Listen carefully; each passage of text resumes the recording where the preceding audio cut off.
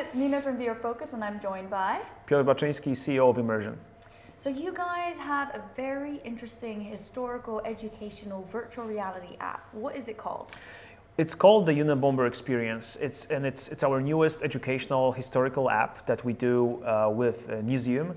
It's a museum based in Washington, D.C., dedicated to the freedom of speech and journalism. What was that conversation with the museum? Did they approach you guys and said, we want to create an educational experience around this, and why this story? Yeah, that's what basically happened. So, VR is extremely useful when it comes to education, because when you get to teleport someone into a certain location, so they become the witness of what happened, it's such an immersive, strong experience that they perfectly understand and remember the whole message that is there. So museum has a lot of advanced exhibits in their museum, so they already have a virtual reality there.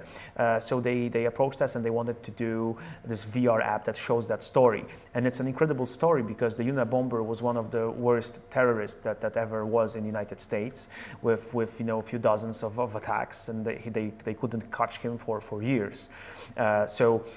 We used a lot of different sources to create this application.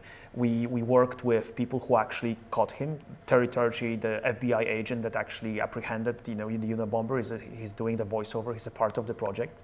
And we had great support from museum team of experts, of historians, crime investigators. So this whole app is basically based on, it's as real as we could get it to be. So let's run through the thing. Who are you when you play the experience? Well, you're a member of the investigation team, but you get to make few key decisions in the process. Because the thing about the Unabomber case is that it wasn't only about the crime itself, it was also about the journalists. Because one of the key decisions that led to catching him was the decision by the press to release his manifesto. The Unabomber wrote that manifesto, and there was a huge discussion whether the press should promote him in a way by releasing his letter or not. And you as a player, in one of the stages, you get to decide whether you would publish it or not. And you get arguments from both sides, and you get to make your decision. At the end, the manifesto was published, and because of that, members of the Unabomber family found out his writing style, and thanks to that, it was possible to identify him. Wow, that is absolutely incredible. I guess because you've got different options, is this a guided experience, or can you eventually not find the Unabomber? Well, the experience is designed for a museum, so because of that, the experience has to be quite short. It's 6-7 minutes, but you get to do a few things that were crucial for the whole operation. So from actually finding him to getting into his hiding place, to his cabin in the forest, then you have to find the bomb, and then you have to disarm it with a special police robot. So you can't really fail at this application, but you get to learn about the story in a very interesting way. So who is this guy? What's his story? Why is he so important? So the Unabomber, his true name was Ted Kaczynski. He's actually of Polish origin. And he was a guy, he was a child prodigy. He was an assistant professor at Berkeley.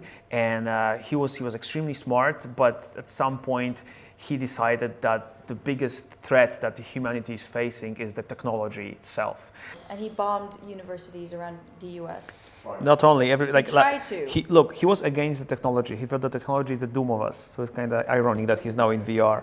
But he was the enemy of technology, and he was bombing like computer stores as well. He was bombing anyone that he thought is, bringing us closer to the technology, because he thought we should return to the forests, So he started, sending bombs to different people, different facilities, from things like computer stores to, journalists and professors that he considered to be a part of the problem that brought humanity closer to technology. So he had this war against technology, and he did it by using bombs.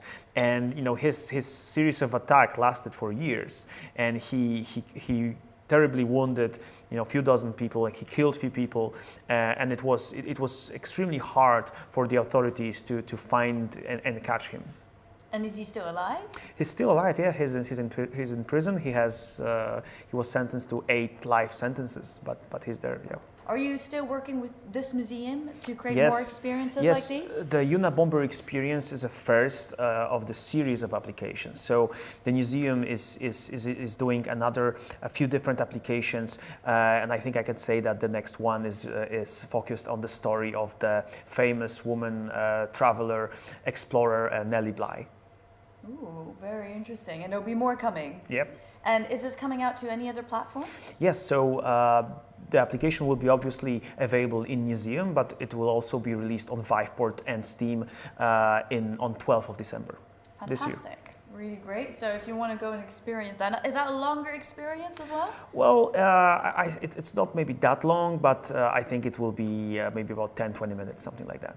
Is there a website that we can go to find out more information about this? You can find a lot about the museum website and museum.com, and also on our website immersion.pl.